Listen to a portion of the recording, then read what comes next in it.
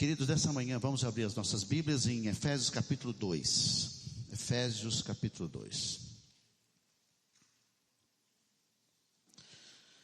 Efésios capítulo 2. Estamos nessa série de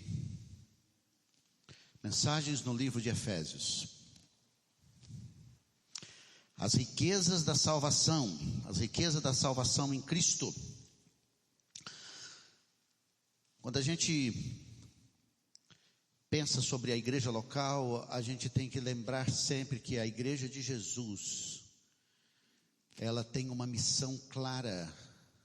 A igreja de Jesus sou eu e você, nós temos uma missão clara. Quando nós nos reunimos para edificação, para o nosso crescimento mútuo. Quando nós saímos daqui, nós temos uma missão. Essa missão começa no nosso lar, para ganhar os nossos filhos para Cristo. As pessoas que estão ao nosso redor, nossos parentes, sermos um instrumento de Deus. Se toda manhã ou na semana você dissesse assim: Senhor Deus, eu estou aqui nas tuas mãos para que o Senhor possa me usar no meu serviço, com as pessoas, usa-me, Senhor, usa-me. Como disse um pastor, essa é a oração mais perigosa de uma pessoa: usa-me. E se você sabe, lembra que Deus usa vaso limpo. E vaso limpo, gente limpa, é a pessoa que vive constantemente olhando para si, para os seus pecados, para o seu coração. Para entrar nesse plano de Deus, no processo de Deus, para a salvação de pessoas. Vamos ler o texto novamente. Efésios 2, 1 a 10, que diz: Ele vos deu vida, estando vós mortos nos vossos delitos e pecados, nos quais andastes outrora, segundo o curso deste mundo, segundo o príncipe da potestade do ar, do espírito que agora atua nos filhos da desobediência, entre os quais todos nós andamos outrora, segundo as inclinações da nossa carne, fazendo a vontade da carne e dos pensamentos, e éramos por natureza filhos da ira, como também os demais. Mas Deus, sendo rico em misericórdia, por causa do grande amor com que nos amou, estando nós mortos em nossos delitos, nos deu vida juntamente com Cristo. Pela graça sois salvos. E juntamente com Ele nos ressuscitou e nos fez assentar nos lugares celestiais em Cristo Jesus, para mostrar no século vindouros a suprema riqueza da sua graça em bondade para conosco em Cristo Jesus. Porque pela graça sois salvos mediante a fé. Isso não vem de vós, é dom de Deus, não de obras, para que ninguém se glorie. Pois somos feitura dele, criados em Cristo Jesus para as boas obras, as quais Deus de antemão preparou para que andássemos nelas. Louvado seja o nome do Senhor, nosso Deus, nessa manhã, quando humildemente abrimos a tua palavra para ouvirmos a tua voz. Chegamos aqui, Senhor Deus, para te adorar, para ouvir, ó Deus, o que o Senhor faz e como o Senhor faz. Para ouvirmos, ó Deus, a voz do Senhor pela palavra, para corrigir os nossos caminhos, para educar as nossas vidas em justiça, a fim de que teu nome seja glorificado. Que possamos ser edificados nessa manhã, para cumprirmos muito bem nossa missão. Louvamos o teu santo nome, Senhor Deus, porque o Senhor continua agindo, continua operando, continua fazendo grandes coisas, e nós te bendizemos por isso. Que o teu nome seja honrado através da exposição da tua palavra nessa manhã, no nome de Jesus, amém. O que significa ser salvo? É uma boa pergunta, porque a boa parte de nós fomos criados em igreja, ou estamos acostumados com a vida da igreja, e às vezes não sabemos responder essa pergunta: o que significa ser salvo? Significa que estamos na igreja, significa que lemos a Bíblia, significa que fomos batizados. O que significa? Paulo explica claramente no capítulo 2, versículo 1 a 10, o que significa ser salvo. depois dele explicar o que é o plano de Deus para a salvação no capítulo 1, e orar sobre isso, ele tem o cuidado de explicar o que é ser salvo, o que é ser um salvo em Jesus. 10 conteúdos, 3 vimos semana passada, e vamos ver o restante hoje pela manhã. Primeiro, a salvação é do pecado, versículo 1, ele vos deu vida estando vós mortos nos vossos delitos e pecados. É muito importante que nós saibamos que nenhuma pessoa, dentre elas nós, escolhemos a Deus, fomos para Deus motivado por nós mesmos. Não foi. Capítulo 1 explicou isso com muitos detalhes. A obra de Deus em nós foi feita pelo Espírito de Deus para nos vivificar, porque estávamos mortos. O morto faz o quê? Nada. É o que a Bíblia diz. O poder que levantou Jesus dos mortos, versículo 15 a 23 do capítulo 1, a Bíblia não tem capítulo e versículo, ajuda, mas às vezes complica, o assunto é o mesmo, é o poder de Deus, o poder que ressuscitou Jesus, é o mesmo poder que nos deu vida espiritual. Ninguém é salvo, ninguém é salvo, enquanto não reconhece os seus pecados. Ninguém é salvo enquanto o Espírito de Deus, conforme diz João, o Espírito vem para fazer o quê?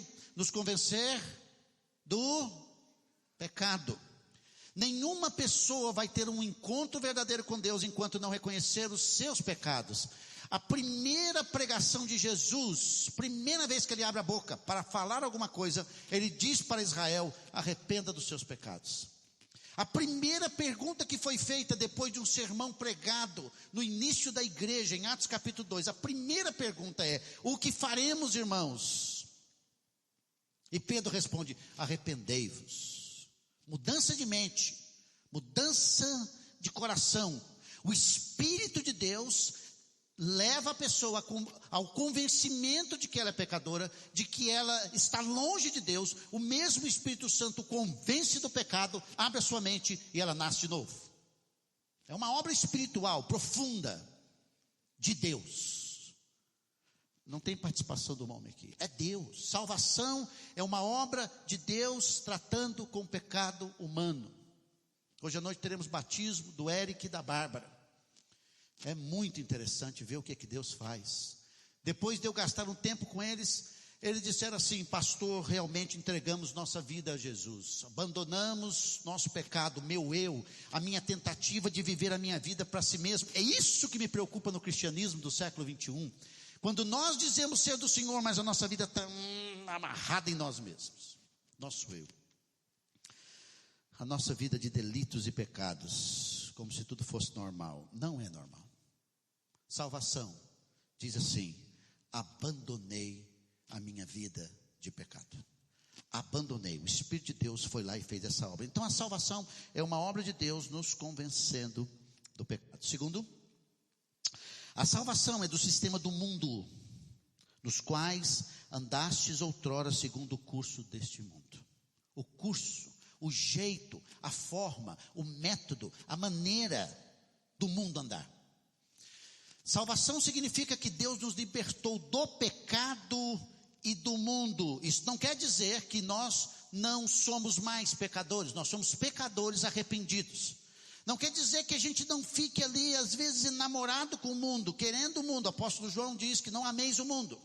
Mas que houve uma ruptura de desejos, de vontade, de intenções em relação ao pecado e ao mundo, ao curso do mundo. A maneira que o mundo fala, a maneira que o mundo pensa, a maneira que o mundo age, a maneira como o mundo se comporta, não faz mais parte da nossa vida. Isso é libertação do mundo. Eu agora ganho uma cosmovisão. Quando eu venho a Cristo, eu ganho uma cosmovisão. O que significa? Eu vou analisar tudo a partir das Escrituras, não mais do ritmo do mundo. Alguns de nós criamos filhos como o mundo. falei sobre isso, vou repetir. Alguns de nós andamos na moda como a moda do mundo. Alguns de nós falamos como fala o mundo. Fazemos nossas transações financeiras e nossa estrutura comercial como o mundo. Agimos como um funcionário do mundo. Nos portamos como mundano com uma capa de cristão. Não.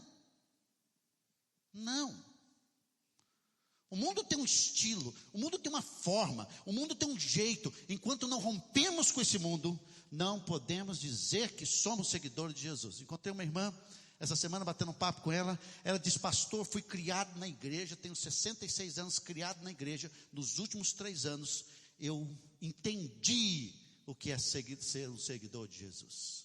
Entendi, pastor. É isso que agora eu faço. Crente é uma coisa, discípulo é outra.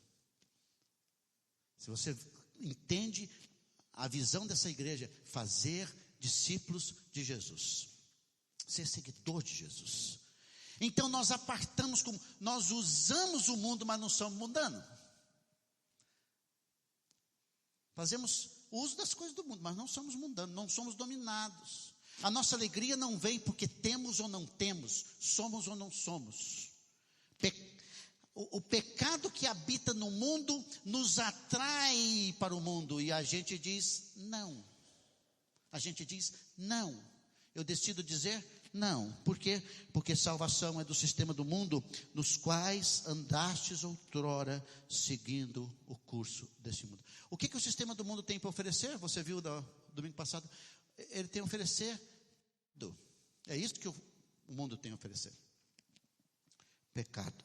O sistema do mundo é dirigido e organizado por Satanás. Em Lucas capítulo 4, Satanás apresenta a Jesus dizendo: tudo isso te darei se prostrado me adorares. Salvação é do pecado, do sistema do mundo, é do poder satânico. Recapitulando, ele diz assim, segundo o curso desse mundo, versículo 2, ele diz: segundo o príncipe, palavra grega kefalê, que significa cabeça. Segundo o cabeça, o líder da potestade do ar. O que é a potestade do ar? É o sistema onde Satanás caminha e anda. Em Jó capítulo 1, Deus perguntou para Satanás: de onde você vem? Ele veio de rodear o mundo. Você viu meu servo Jó? Vi. Você viu o Roberto? Vi. Viu a Beth? Vi.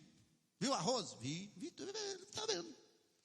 Ele caminha num sistema, ele vai estruturando esse sistema ante Deus, dos quais nós, os salvos em Cristo,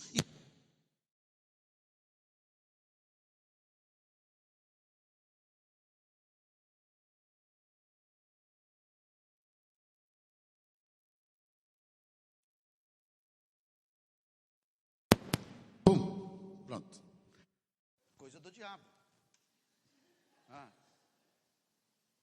Deu. O outro. Aí, pronto. É do diabo, não é? De quem, né?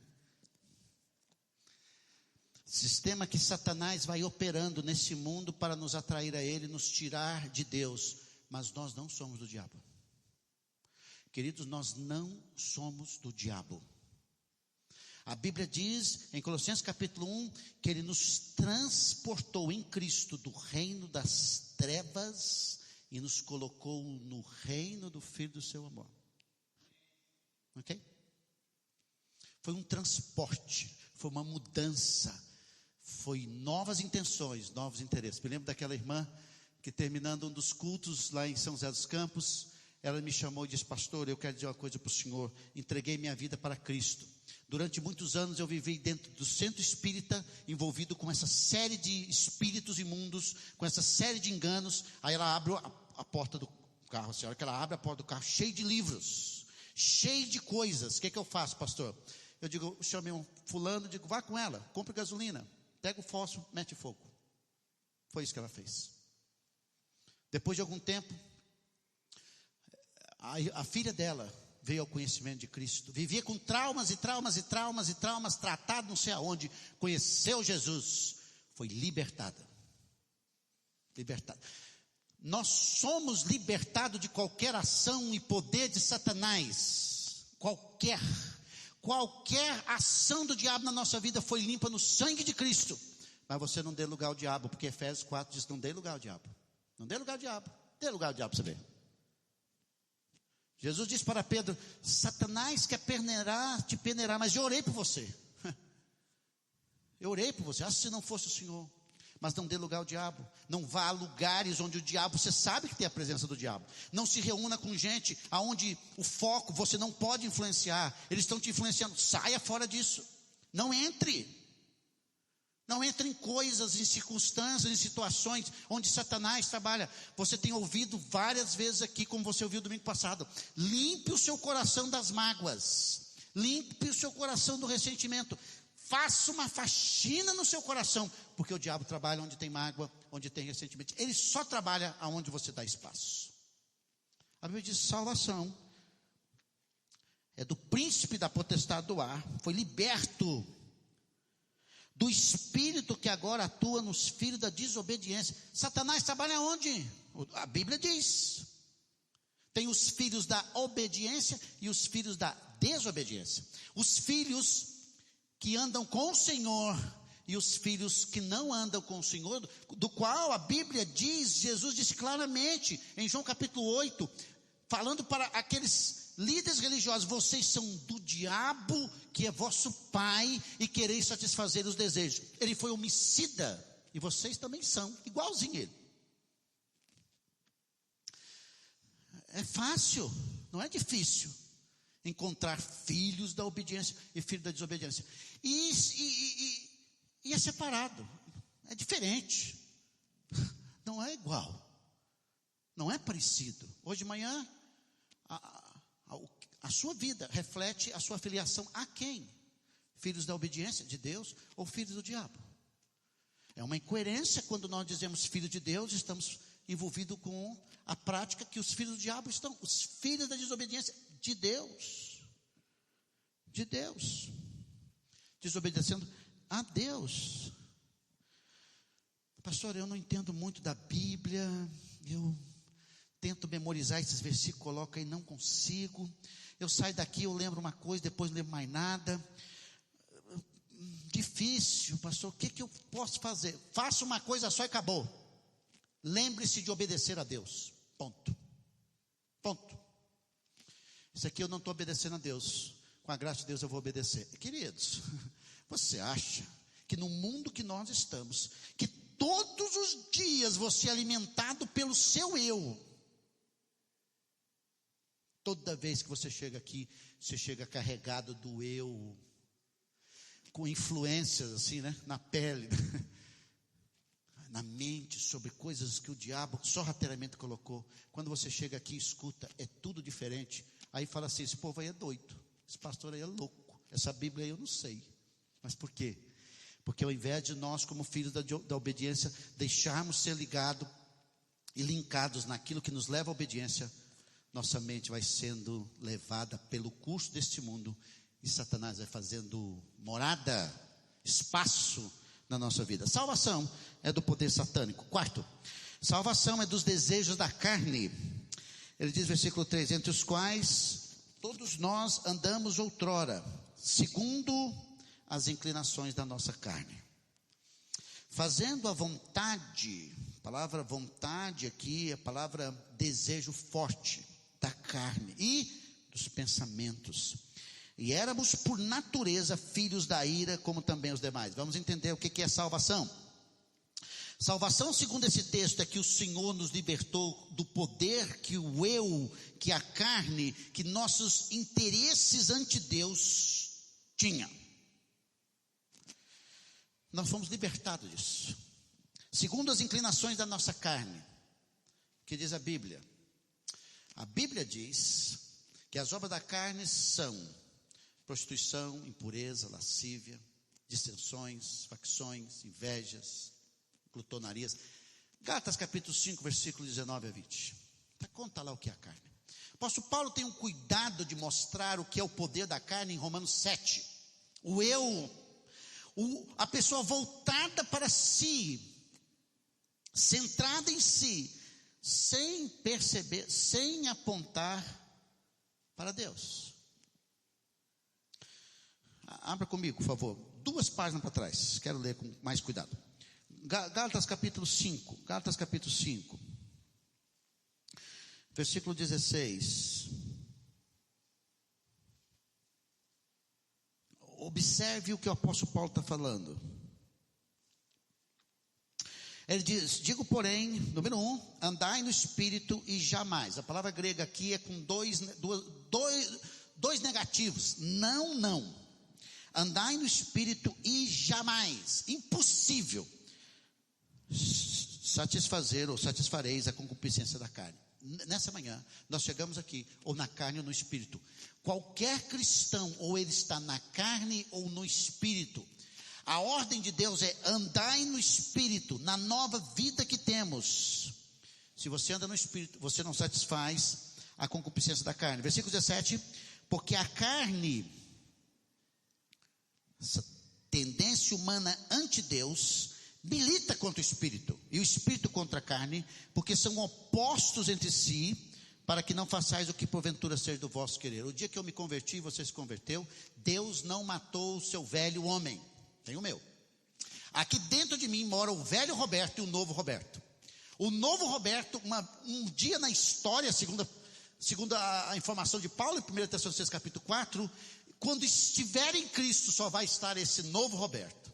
Quando ele morrer, ele vai estar na presença do Senhor, o novo Roberto, esperando a ressurreição. Tudo quando Cristo vier. É isso que o apóstolo Paulo quer dizer. Existe uma luta dentro de mim entre o Roberto novo que quer Deus, que anseia por Deus, e o Roberto velho, a carne, a tendência que não quer o Senhor.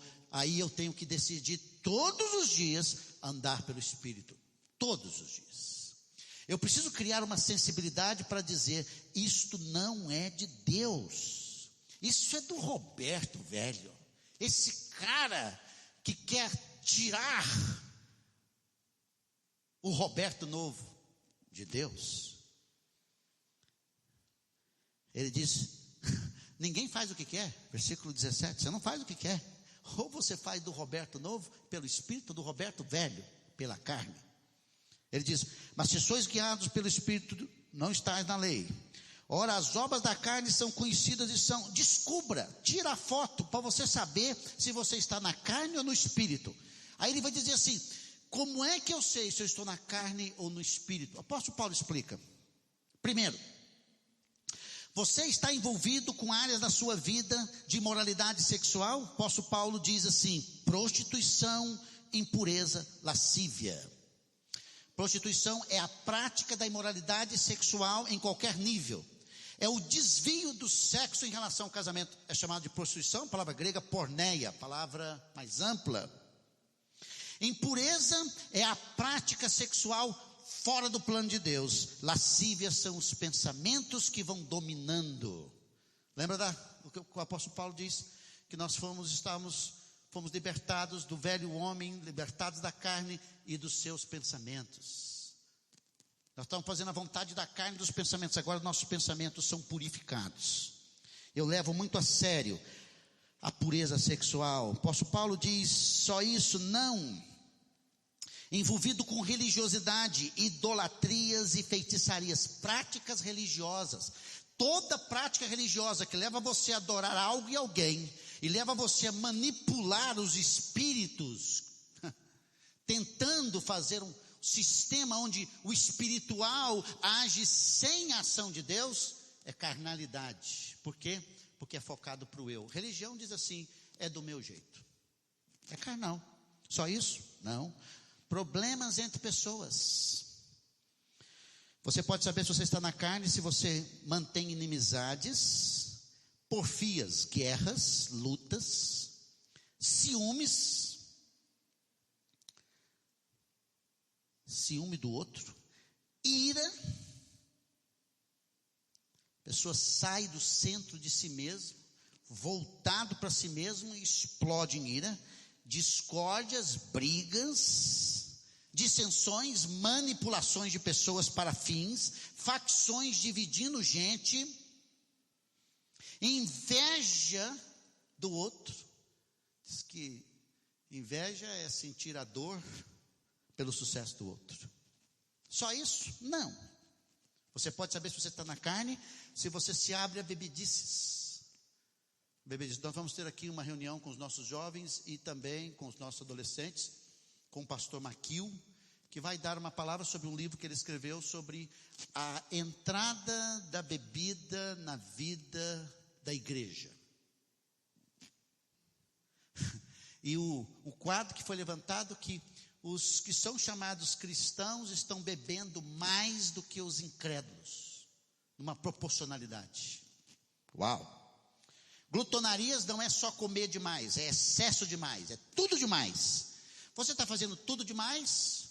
Você está vivendo para satisfazer o seu eu?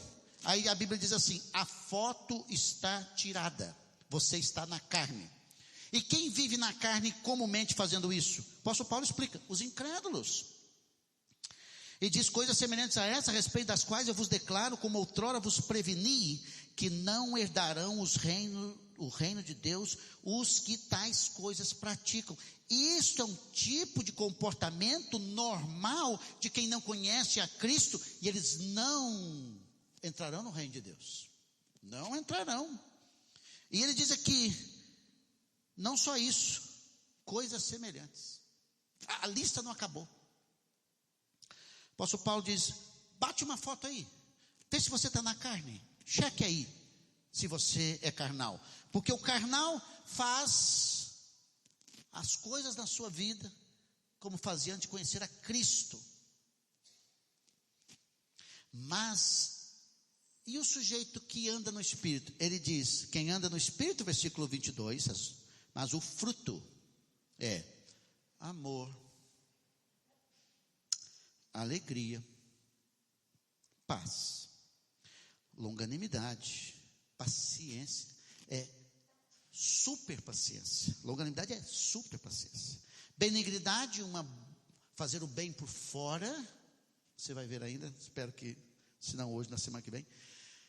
Fazer boas obras. Bondade é pessoa por dentro, incapaz de de arrumar um problema para outra pessoa. Bondade. Fidelidade, outra versão está fé, mas a ideia de confiança em Deus e andar baseado no que crê.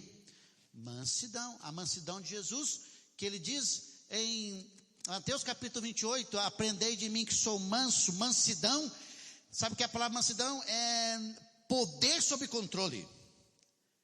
A palavra usada para amansar um cavalo que está indomado. Mansidão é pegar o seu temperamento, pegar a sua personalidade, e o Espírito faz de você uma pessoa mansa, e ele consegue dizer não para isso, não para si, pelo Espírito. Domínio próprio. Domínio próprio. Tem lei contra essas coisas? Ele diz, não tem. Então a foto está tirada. Hoje pela manhã chegamos aqui, ou na carne, ou no Espírito. E o apóstolo Paulo diz, salvação é libertação da carne. Antigamente, o que fazíamos? Seguíamos a carne. Dá vontade de trair o cônjuge? Traía. Dava vontade de mentir? Mentia. Dava vontade de roubar? Roubava.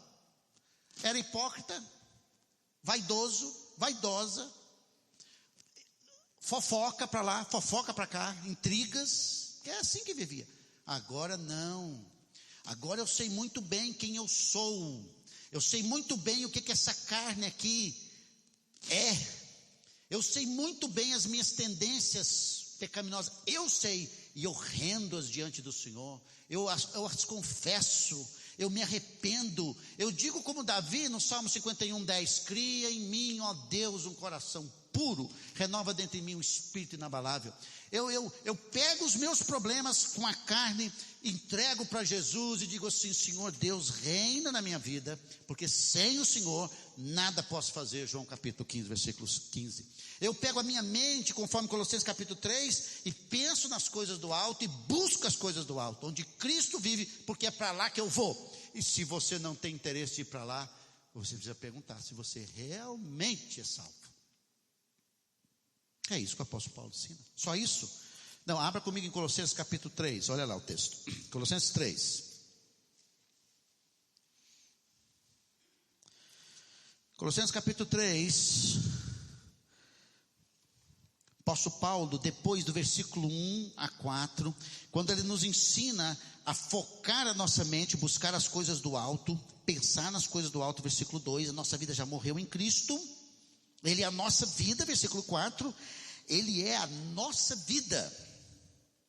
Depois que Ele coloca a nossa cabeça lá no céu, ressuscitado com Cristo, pelo poder de Deus, uma nova vida, essa nova vida em Jesus, aí Ele diz, versículo 5, fazei, pois, morrer a vossa natureza terrena. Basicamente é a foto de Gálatas: prostituição, impureza, paixão lasciva, desejo maligno, o amor ao dinheiro, que é avareza, e a avareza é a idolatria. Essas coisas, pois, vem a ira de Deus sobre os filhos da desobediência. Nessas coisas, versículo 7, olha como é que é coerente com Efésios 2, andastes também vós no outro tempo, quando vivias nela. Agora o que temos que fazer? Ele diz, agora porém, despojai, tira isso, tira o quê? Prostituição, impureza, paixão lasciva, desejo maligno, avareza, idolatria, punhado de coisa, e ele continua a lista, ira, indignação, maldade, fofoca, maledicência, linguagem obscena do vosso falar, os crentes contando piada pornográfica e soltando palavrão, linguagem obscena. Ele diz, arranca isso. Não mintais uns aos outros, não minta, fale a verdade, ensina seus filhos, fale a verdade, melhor você falar a verdade, vai dar tudo certo. Eu vou te ouvir se você falar a verdade. Vai ensinando eles. Ele diz, uma vez que vos despiste do velho homem com seus feitos, vos revestiste do novo homem. Minha vida sem Cristo passou, agora eu tenho uma vida nova. Mas ele diz, você que tem uma vida nova, não viva mais como a vida velha, porque revestimos do novo homem, revestimos de Jesus.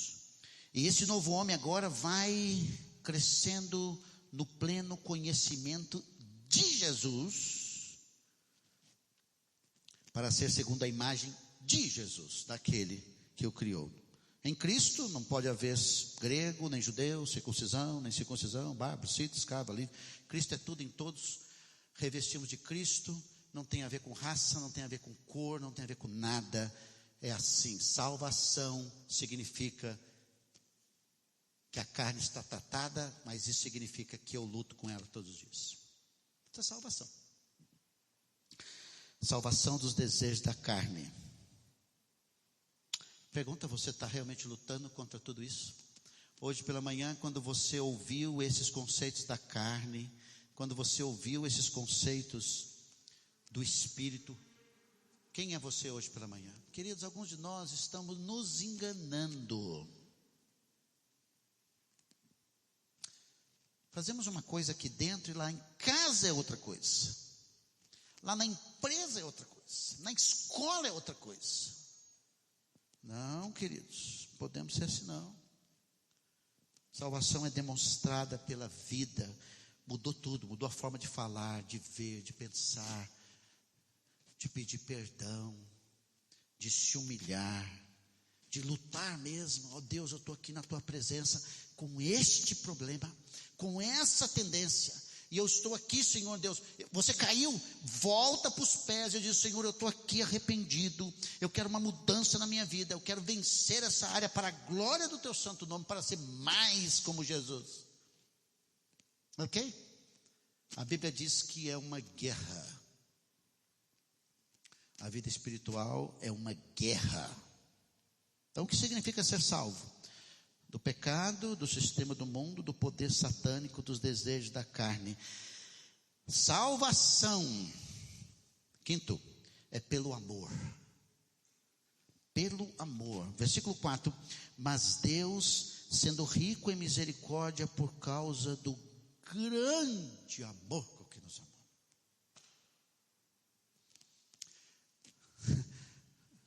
Você viu a sua foto? Delitos e pecados contra Deus, rebelde. A palavra delitos é a palavra transgressão, transgredir tudo de Deus. Estava lá no mundo, no mundão, fazendo as coisas do mundo, envolvido com o sistema, sob o poder de Satanás, que gerenciava e turbinava a minha mente para as coisas contra Deus e fazendo a vontade da carne, nada de Deus. Mas a Bíblia diz assim: com esse histórico, um dia Deus veio. Mas Deus não é você. Deus. A palavra mas aqui é uma adversativa forte. Diz assim: Ele entrou nessa história. A salvação é porque na história nós entendemos o amor de Deus e a sua misericórdia. O que significa isso? O versículo 1 a 3 revela a nossa miséria. Ok? A nossa miséria. Eu, indo várias vezes para casa, eu passo ali no centro, perto do Pro Brasília, fica ali na Anhanguera, no início da Paranaíba. Basicamente tem um rapaz ali, nós já abordamos ele, conversamos com ele. Ele vive sem banho, ele vive com cobertor, ele não pede nada, as pessoas chegam lá e dão uma comida para ele, ele dorme no chão, no frio, dorme ali. Você olha aquele estado deplorável, e quando você olhar para aquele mendigo, quando você olhar para aquela circunstância, você diz assim: espiritualmente, este aqui era eu.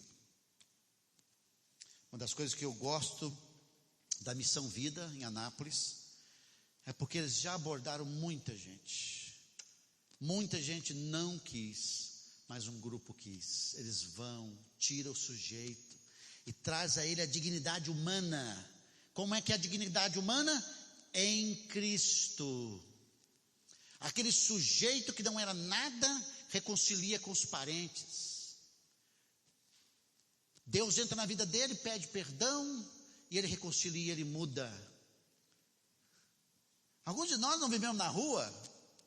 Alguns de nós a miséria é por dentro. A vida está ruim por dentro. Nós somos um lixo humano por dentro, não por fora. Mas Deus, eu fico impressionado com a misericórdia de Deus, que vai deixando, vai tocando, vai falando e vai tentando primeiramente nos cativar pelo amor. Não é interessante isso? Deus vai nos cativando pelo amor, a graça de Deus. No versículo 3, o apóstolo Paulo termina o passado nosso dizendo assim: éramos por natureza filhos da ira, não filhos de Deus. Filho da ira de quem? De Deus. Ira de quê? Do julgamento de Deus sobre o pecado. Romanos capítulo 1, versículo 18 diz que a ira de Deus se revela do céu contra toda a impiedade e perversão dos homens que deteram a verdade para praticar a injustiça. A Bíblia diz que no livro de Apocalipse, em 2 Pedro capítulo 3, a ira de Deus vai manifestar. Sobre quem? Como diz o apóstolo Paulo em 1 Tessalonicenses capítulo 1, sobre os perversos. Gente que insistiu em viver a sua vida sem abraçar o amor de Deus, sem não querer o amor de Deus. Mas Deus foi atrás de nós, mas Deus foi atrás de você. Então você deveria baixar a sua cabeça e viver humildemente, dizendo: Deus, obrigado, porque o Senhor entrou com a tua misericórdia sobre a minha vida. Existe uma doutrina, um ensino errado, que diz que nós vamos fazendo tudo para Deus, querido. Você e eu éramos mortos, Deus teve que agir nessa mortalha espiritual, nesse caixão espiritual, e ao ouvir o evangelho, como Lázaro que estava morto, numa metáfora em Lucas capítulo 11, quando morto lá dentro daquele túmulo, Jesus disse para ele assim: sai para fora. O que é que ele faz? Ele sai. Quando ele sai, diz assim: desamarre-o. Aí desamarrou para viver o quê? Uma nova vida. Assim nós ouvimos a voz do Espírito que disse: você. Veja que não tem nada do homem aqui, é tudo Deus. Deus vai lá e abre o coração. Aí eu entendo quantas vezes no meu carro, perdi a conta, eu paro e digo: Deus, louvado seja o teu santo nome, porque eu entendo as coisas espirituais, porque estão claro na minha mente o Senhor, porque o Senhor me atraiu a ti, o Senhor, tudo é de Deus. E ele diz assim: por causa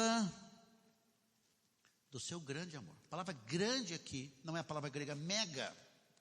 A palavra grande aqui é uma palavra que foi usada para José de Arimateia, que era um homem que tinha muita riqueza. O cara abrir um túmulo na rocha, naquela época, sem aquela máquina que vai arrebentando, o cara tinha muita grana.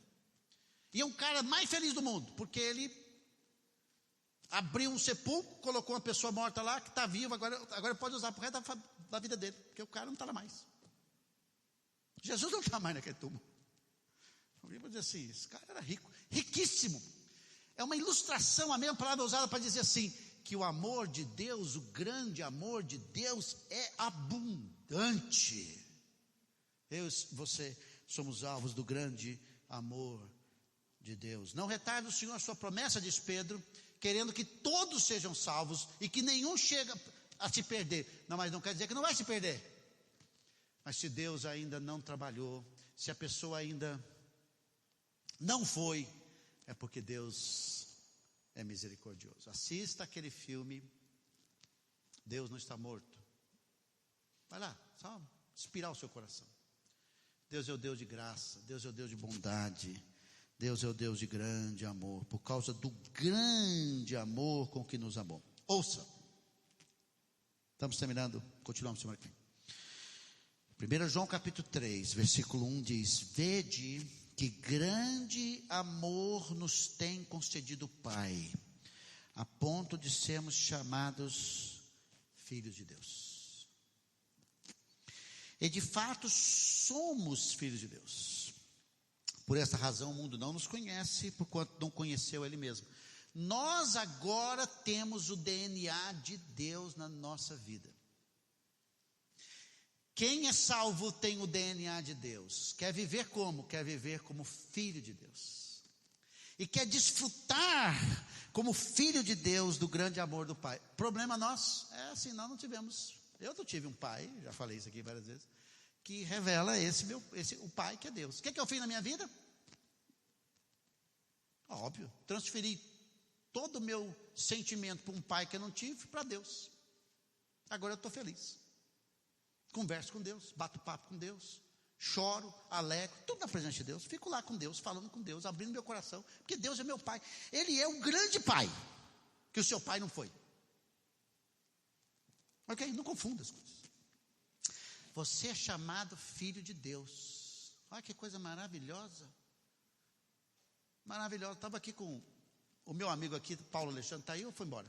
Está aí, dormindo. Você acha que Luciano e Larissa vão abandonar o Paulo Alexandre? Pensa que não vai acontecer isso.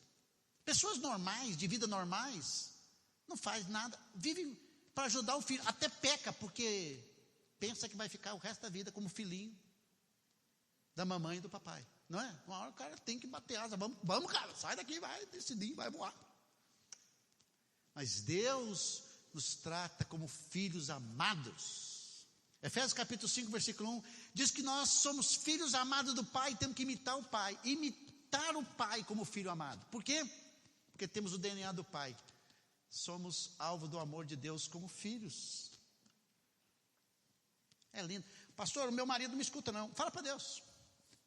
Chora lá na presença do Senhor. Minha esposa também não me ouve não. Fala para Deus. Fica lá arrebentando, estourando, destruindo tudo. Não, fala para Deus.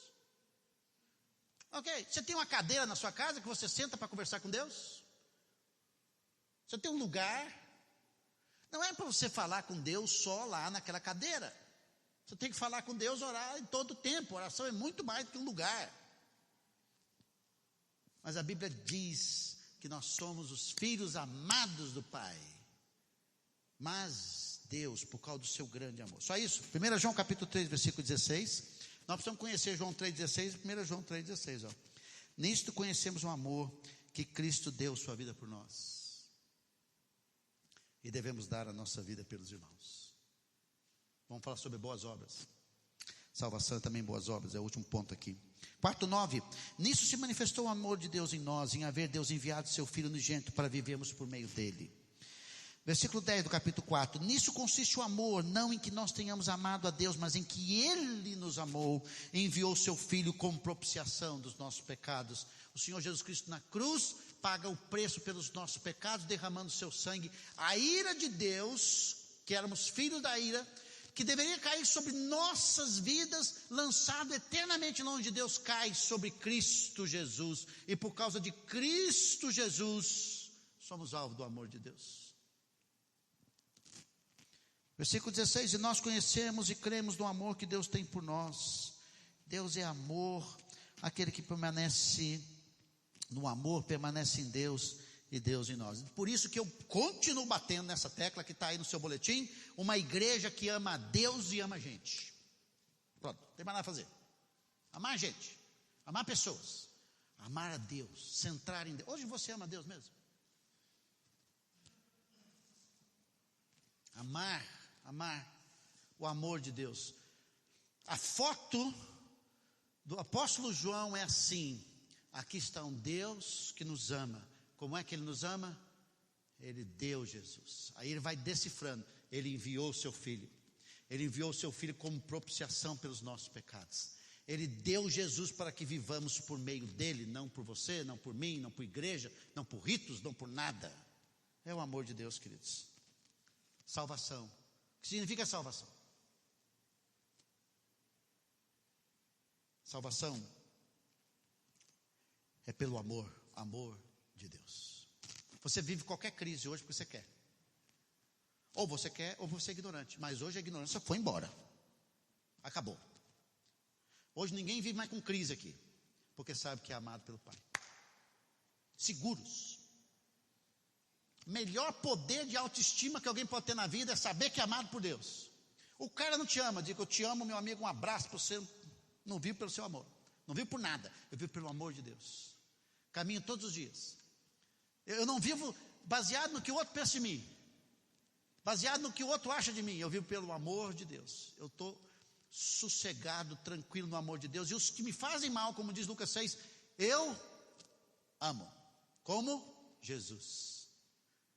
Jesus ora no Getsemane: Pai, faça a tua vontade. Ele estava consciente do amor do Pai. O amor do Pai é tão grande que João capítulo 14, Jesus diz assim: que na casa do meu Pai há muitas moradas, se não for eu vou, teria dito, vou preparar-vos lugar, porque onde eu estou eu quero que você esteja. Agora, se você não quer estar com Jesus aqui na vida, você tem que questionar se você conhece Jesus. Precisa. E se você conhece Jesus, abra-se só para Ele. Abra-se só para Ele. Semana que vem a gente termina. Vamos orar. Agradecemos nosso Deus pela simplicidade e profundidade da salvação. Agradecemos porque cada um desses tópicos que está aqui nesse texto, ó Deus, poderíamos falar e falar e falar e repetir. Mas ao mesmo tempo, Senhor, nós somos muito gratos porque tão rico o teu amor, tão rico a tua bondade, olhando o nosso histórico, mas ao mesmo tempo tão simples, que qualquer pessoa nessa manhã pode se arrepender. Qualquer pessoa nessa manhã pode voltar-se para o Senhor. Qualquer pessoa nessa manhã pode dizer: ó Deus, eu não fui amado por ninguém, mas eu quero o teu amor, eu quero o teu cuidado, Senhor, quero viver como filho do Senhor. E o Senhor é poderoso para continuar tocando em vidas, movendo corações, fazendo a obra poderosa de salvação. Obrigado porque esse texto mostra o teu poder, que nos deu vida em Cristo Jesus, para vivermos a verdadeira vida, que não encontra em ter mais, em ser mais, em procurar mais, nada disso. Já estamos satisfeitos em Cristo. Que nós possamos entender isso e praticar isso. E mais, ó Deus, possamos também ser como o Senhor, rico em misericórdia para com as pessoas. Possamos demonstrar mais amor, ó Deus. Menos a vida centrada em nós, mais cheio do teu Espírito, mais andando no Espírito, para que as pessoas possam perceber claramente que somos seguidores de Jesus, não porque fazemos um show, não porque pregamos, não porque temos ritos e dogmas, não porque temos um tipo de fala perfeitinho, bonitinho, não, porque Jesus é real em nós, vive em nós, porque somos os mendigos que achamos comida trazida pelo Senhor, estamos atrás de tantos outros para que também venham comer essa comida. Nos nivelamos todos, porque tudo foi por causa da tua misericórdia, fruto do teu amor. Bendito seja o teu nome por isso, Pai. E nessa manhã nós nos rendemos ao Senhor, para gratidão, para recuperar nossas vidas, para dizer, ó Deus, obrigado.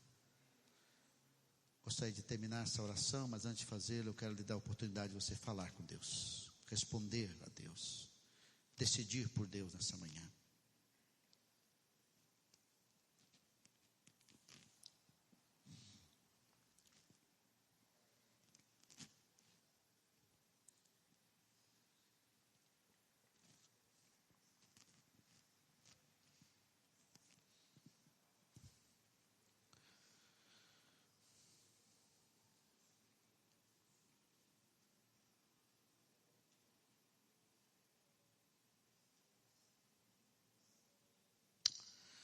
Obrigado, Pai. Obrigado. Louvado seja o nome do Senhor por essas verdades maravilhosas que enchem o nosso coração nessa manhã. Bendito seja o teu nome, que possamos ser gratos por tão grande salvação, vivê-la e proclamá-la, no nome de Jesus. Amém.